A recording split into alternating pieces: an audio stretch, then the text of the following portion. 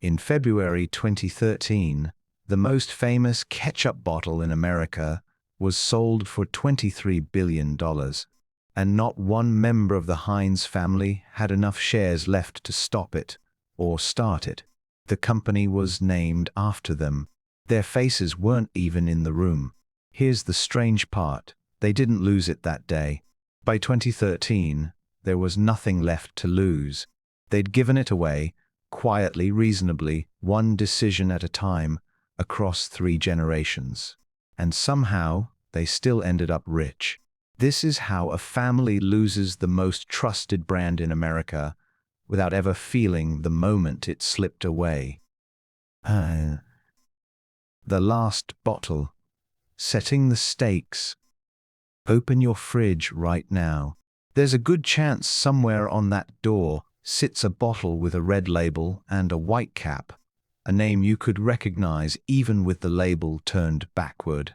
That bottle is basically the last thing the Heinz family still holds. Not the company, not a seat on the board, not a single vote, just the name.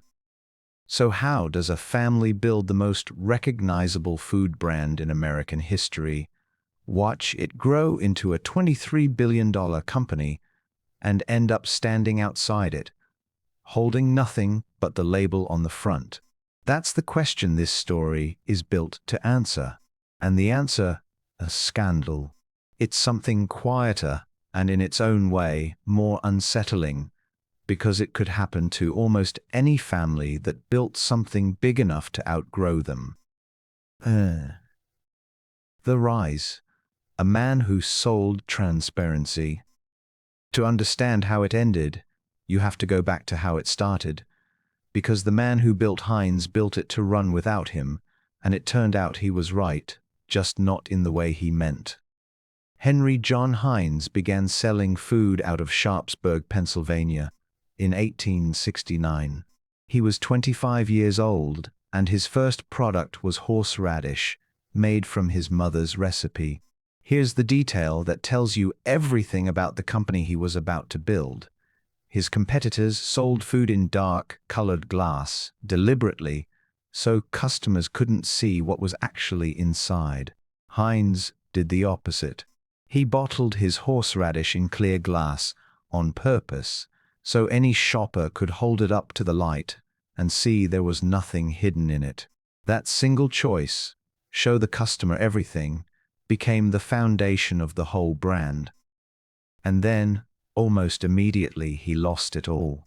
The Panic of 1873 reached Pittsburgh a couple of years later, and Heinz's business collapsed with it. He'd locked in a contract for an entire cucumber harvest right as prices crashed, and the wagons kept arriving with produce he couldn't sell. His house was mortgaged. His father's brickyard was mortgaged. At 31, Henry Heinz was bankrupt, and by his own account, the failure put him in bed for most of that December. But here's the twist that made him who he became. The bankruptcy legally wiped out his debts.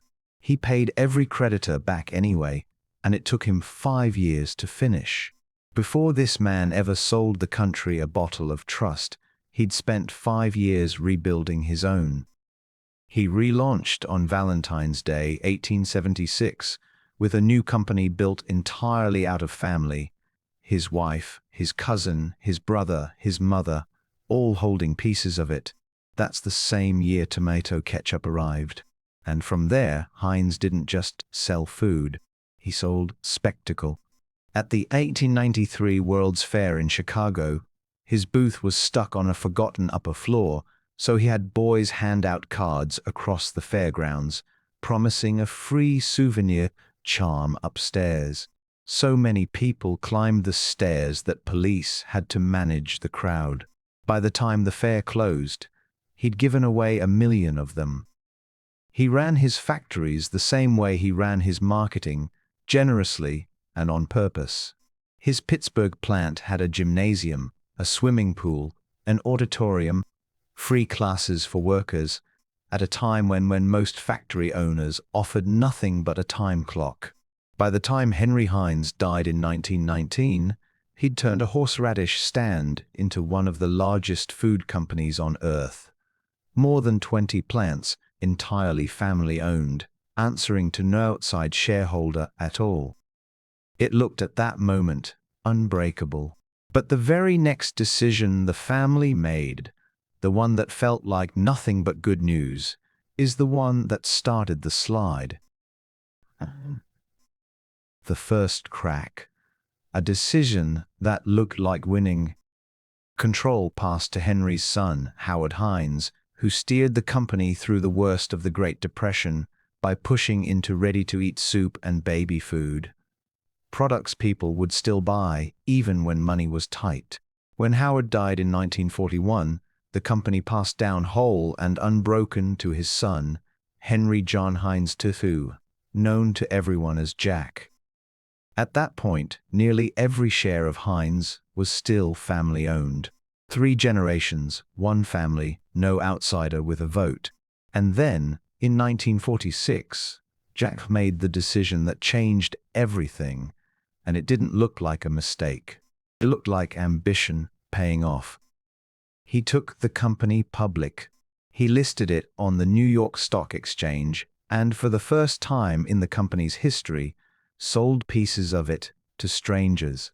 The business was earning more than $4 million a year, and going public meant raising money to grow faster than any family fortune could fund alone. On the day it happened, this looked like nothing but good news. Here's why it wasn't. Picture how ownership moves down a family tree over decades. A founder owns the whole thing. His children split it. When one of them dies, an estate tax bill comes due, so a block of shares gets sold to cover it. Their children split what's left again, and a few decide to cash out to buy a house or fund a life of their own. Every division, every death, every perfectly reasonable financial decision shaves the family's slice a little thinner, while the piece held by outsiders just keeps growing. Do that for 6 decades, and a family that once owned everything upholding a rounding error. The name got more famous every single decade after 1946. The ownership got smaller every single year. It was the first piece of control to leave the family's hands, and it never came back. But the quieter blow, the one almost nobody outside the company even noticed, was still coming. The second crack. The family steps back from the wheel. By the mid-1960s, Jack Heinz was still chairman, still the public face of the company, but he was no longer the person running it day to day. That job had gone to a professional manager named Bert Gucken, who joined Heinz in 1945 and spent 20 years working his way up through the company. When Gucken took the top job, he became the first chief executive in Heinz's history who wasn't a member of the family. Say that plainly. For the first time since 1869, the person running Heinz was not a Heinz. And here's what makes this moment so easy to miss. There was no villain in that boardroom. No hostile takeover, no betrayal, no dramatic confrontation. Just a founding family that had grown larger and more comfortable with every generation. And a company that had grown too big and too complicated to run the way you run a family shop. So the Heinzes made the reasonable choice. They let the professionals handle it. Put yourself in their position for a second, because this is the part that explains everything that follows. Your grandfather's name is on 1 billion bottles. The company is bigger and richer than it's ever been. Skilled managers are running it well. The dividend checks arrive every quarter like clockwork, and you still hold the title of chairman right there on the door. Would that feel in the moment like losing something? From the inside, it doesn't register as loss at all. It looks winning. The money keeps flowing, the name keeps growing, and nothing feels wrong, until the day someone else owns the company that carries your name. And the professionals really did deliver. In 1979, the job passed to another hired executive, an Irish former rugby player named Tony O'Reilly, who'd joined Heinz a decade earlier to run its British business. When O'Reilly took over, the whole company was worth less than $1 billion. By the time he stepped down in 1998, it was worth close to $20 billion. The company grew more than 20 times over in the exact stretch of years when not a single Heinz was running it. One thread of real family authority was still hanging on, though, and it was about to snap. The third crack. The last Heinz at the top. Jack Heinz stayed chairman of the board deep into the 1980s, the last family member with genuine authority over the business his grandfather had built from horseradish. Then, in 1987, Jack died. By this point, there was barely a decision left to make. When the chairman's seat opened up, it didn't pass to another Heinz. It went straight to Tony O'Reilly, the hired executive, who now held both jobs at once. For the first time in the company's history, there was no Heinz anywhere near the top, not as CEO, not as chairman. Whatever shares the family still held, they no longer controlled either of the two positions that actually decided anything. You'd expect a moment like that to make headlines. It didn't. It arrived as a line in a proxy statement that almost nobody read. And for the next 26 years, Heinz operated as exactly what it had quietly become. A massive public corporation run by professional managers wearing a famous old family name with no family standing behind it. The last of those 26 years belonged to William Johnson, who joined Heinz in 1982, became CEO in 1998, and added the chairmanship in 2000. Not family either. Under him, the company acquired roughly 40 other businesses, pushed hard into Brazil and China, and kept refining the product, right down to the dip and squeeze ketchup pack you might have in your own fridge. And when the offer came in 2013, Johnson was the one who said yes. According to Heinz's own SEC filing, reviewed at the time by CBS News, Johnson stood to walk away with roughly $212 million from the deal. Most of it, around $156 million, was stock and deferred pay he'd already built up over 3 decades and would have kept regardless of a sale.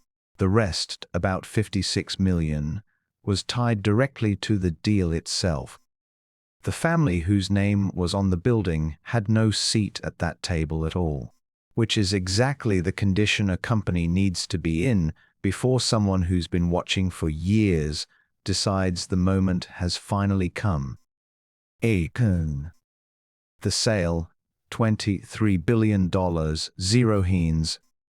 In 2013, 2 buyers arrived. The first was Berkshire Hathaway, run by Warren Buffett. The second was a Brazilian investment firm called 3G Capital, known across the business world for one specialty: buying big, established companies and cutting their costs to the bone. Burger King had already through it. Heinz next. Buffett described the arrangement plainly himself.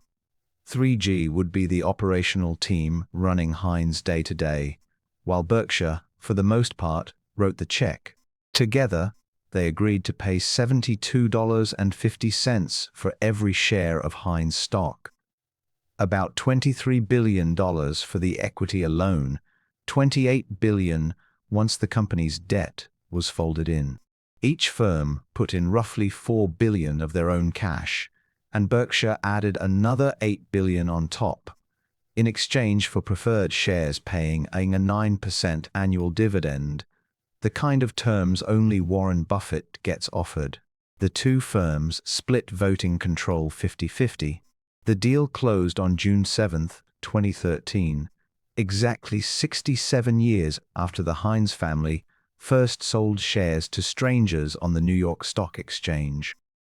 On the day it closed, the company's incoming chief executive called himself the seventh CEO in Heinz's 144-year history.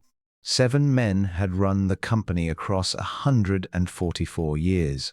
Only the first 3 of them ever carried the family name. And once the new owners had control, they used it, which tells you exactly what control was actually worth. G ran its companies on a method called zero-based budgeting. Instead of building next year's budget off last year's, every manager starts at 0 and has to justify every single dollar of spending from scratch, as if the expense had never existed before. In the months after the deal closed, the new owners cut roughly 600 jobs, many of them in Pittsburgh, the city that had been the company's home for 144 years. They closed factories. They even cut small, long-running perks, down to the free cheese sticks in the break room. Sit that contrast for a second. The man who built this company gave his workers a swimming pool and a gymnasium, because that was his idea of what an owed the people who made the product. 140 years later, the new owners took away the cheese sticks, because that's what the budget spreadsheet said. Same company, same name on the bottle. Somewhere in between, the answer to what the company was actually for had completely changed. The real twist. There was never one died. Here's the turn this whole story has been building toward. Everyone assumes a family loses a company in one dramatic, cinematic moment. The day they sign the papers away. The Heinz family never had that day. There was no forced sale, no betrayal at a boardroom table, because by 2013, no Heinz had actually run the company in almost 50 years, and none had been chairman in 26. Control didn't leave Heinz in 2013. It left in 1946, the year they first sold shares to strangers. It left again in the 1960s, the year they handed daily operations to an outside executive. And it left for good in 1987, the year the last Heinz stepped away from the chairman's seat. The family didn't lose control of Heinz in a single moment. They lost it in slow motion, across 3 generations, and the 2013 sale was simply the day the rest of the world caught up to something that had already happened. 2 years later, in 2015, Buffett and 3G did it again on an even bigger scale. They merged Heinz with Kraft, creating the Kraft Heinz company, with Berkshire and 3G holding a controlling stake of roughly 51% in the combined business. It closed that July, and by the company's own announcement, it created the 3rd largest food and beverage company in North America. The Heinz name had never been bigger. It had also, finally, stopped meaning the family in any way at all. Actually won. So who won here? 2 parties did, and they won 2 completely different prizes. Warren Buffett and 3G Capital won control. The votes, the company, the power to decide what Heinz becomes next. And the family won too, in the one way that mattered most to them in the end. They kept the money. No one named Heinz ever went broke in this story. The clearest proof sits in Pittsburgh, in a charitable organization called the Heinz Endowments. Built from 2 separate family fortunes, founded more than 4 decades apart, the older one dating back to Howard Heinz's own estate in 1941. According to the foundation's most recent public tax filing, it now holds more than $2 billion and pays out more than $90 million a year in grants, all under the family name. They lost the company. The money stayed. That's the lesson underneath this entire story, and it reaches well past ketchup. Owning a thing and controlling a thing are not the same asset. and the Heinz family illustrates the gap between them better than almost any American family on record. They kept collecting the benefits of the company for decades after they'd stopped making a single decision about it. They gave the votes away, one reasonable choice at a time, and most of them never even felt the trade happening while it happened. Callback. So go back to that bottle in your fridge door. The red label, the white cap, the name written in the same script it's worn for more than 100 years. Look at it differently now. The name belongs to a family in Pittsburgh. The company that fills the bottle belongs to an investor in Omaha and a firm in Brazil. And the fortune that bottle generates belongs to a foundation that gives it away. 3 different owners for one bottle of ketchup, and not one of them is quite what you always assumed it was. The family never lost the name. They just lost everything the name used to mean. Teaser. Next video. Not every family made the Heinz bet. There's another American dynasty that did the exact opposite. A man who refused to hand over the wheel, who held on to personal control of his empire long after everyone around him said to let go. It didn't him. It very nearly cost him everything. And the people who paid for it weren't bankers or Wall Street insiders. They were ordinary Americans who trusted his name on a stock certificate. That's next.